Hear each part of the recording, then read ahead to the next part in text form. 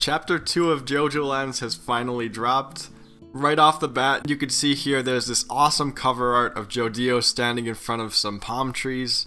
And the chapter's titled The Japanese Man in Hawaii. So as you might assume, we're going to be solving the mystery of who the rich person is that Jojo and the gang are going to steal from. So the chapter doesn't start with the heist. Rather, the focus is on Jojo as a character. The chapter starts off with a woman riding on a bicycle. She doesn't really seem to have a whole lot on, and she's heading over to Jojo's school for a drug deal. We now have an explicit confirmation that Jojo is dealing drugs, but he's pretty cautious about this, and he tries to prevent any incriminating evidence. So he tests this woman with a number of pretty simple mind games. He tries to suss her out to make sure that she's serious about this and she won't back away. And most importantly, he wants to make sure that she isn't a cop.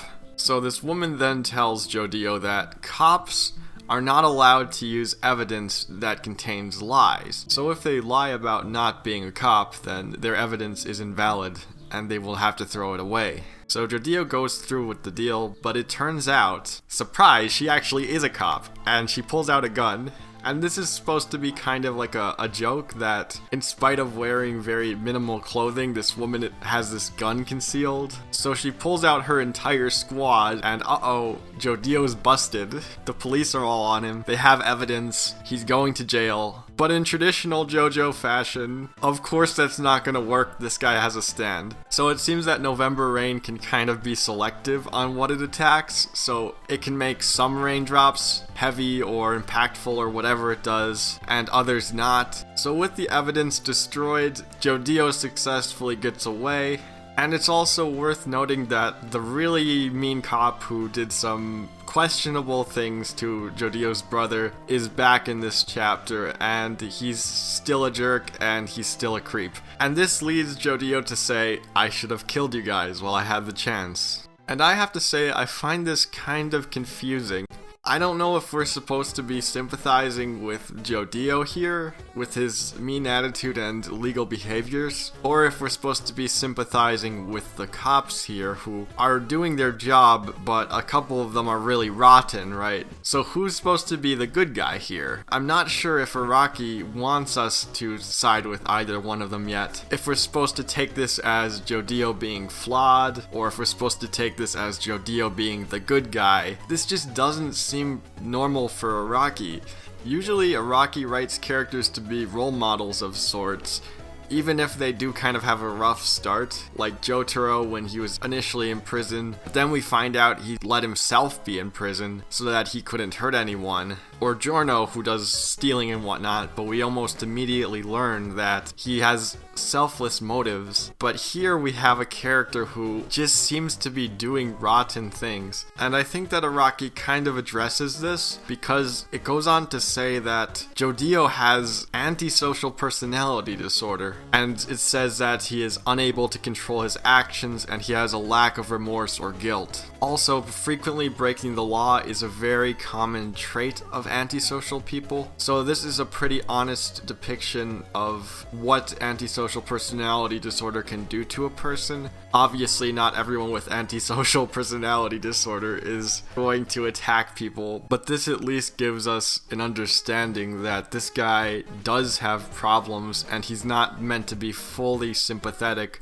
or fully agreed with for everything he does. And I don't know how I feel about this because the way Jojo is set up right now, he has selfish motivations, he does very bad things, and it's just not really a feel-good kind of story that we usually get with Jojo. But I'm still very interested to see where this goes. So after that, we're back to the heist scenario. They're now ready to actually go through with it. So Jojo, Dragona, and company are coming up with their game plan, and this new guy, Usagi, he's kind of a wacky character. He just says crazy stuff and he's overly enthusiastic, and he's very likable, very strange. I think he adds a lot to the group. He's kind of the comic relief here.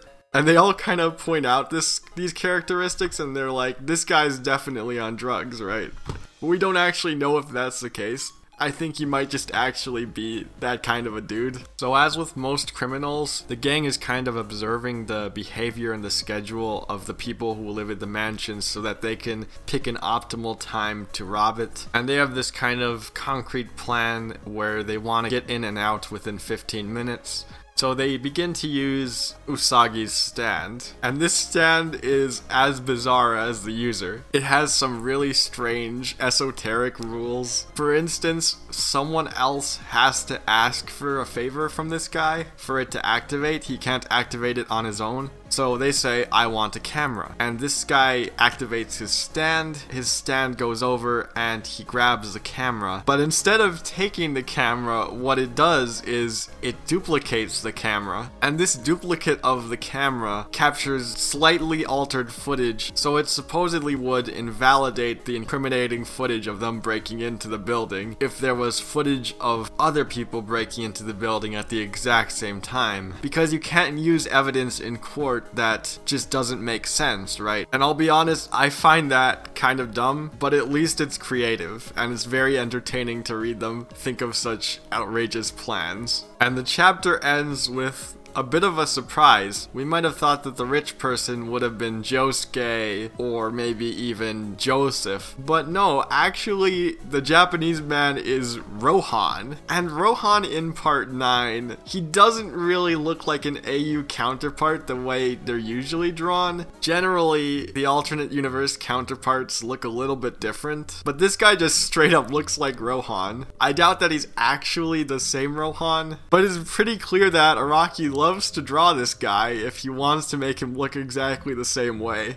And that's where the chapter ends. We don't exactly know what Rohan is going to do, if he has the same stand, or how this is going to play out. And I'm personally pretty excited. I think it could be very interesting if Rohan cracks them open and sees all their problems in book form. And Rohan always had this sort of self-centered attitude. Not that he was explicitly a bad person or anything, but he was kind of like Jojo in a way. So I think that they could have some very interesting interactions. If they even do interact, who knows, maybe they'll pull off this heist flawlessly. But the last chapter seemed to imply that they really weren't prepared for this, so I imagine they're not going to have an easy time. So what are my thoughts of this chapter overall? Well, again, I'm not quite sure how to feel about it. It's really bizarre that Araki's writing these characters that I don't know if I want to sympathize with them or not because of what they've been doing, between the stealing the car potentially, the drug deals, the breaking into someone's property, and Jojo pretty much beating people halfway to death. I don't know if I want these people to be the heroes of the story, because even if they do become better or redeemed or anything, I still have to always have this in the back of my head that they were pretty bad people. And I know that a lot of the other JoJos weren't perfect, but this guy, I don't know. I don't really feel very enthusiastic about having him as the protagonist. But the crazy part is, I think that's intentional. And I think that Araki is going to use this very flawed character in a really interesting way. But I just don't know how to feel about it right now. So we're going to have to wait for the next few chapters to really get a better feel of this story, what it's going to be about, and if we'll ever like these characters. So what do you guys think about this chapter? Do you guys like it? Do you dislike it? Let me know in the comments section. And if you liked my little analysis video, you should check out my other videos and maybe subscribe to my channel. I'm trying to reach 1,000 subs. But either way, I hope that you enjoyed this video. Have a great day and see you next time.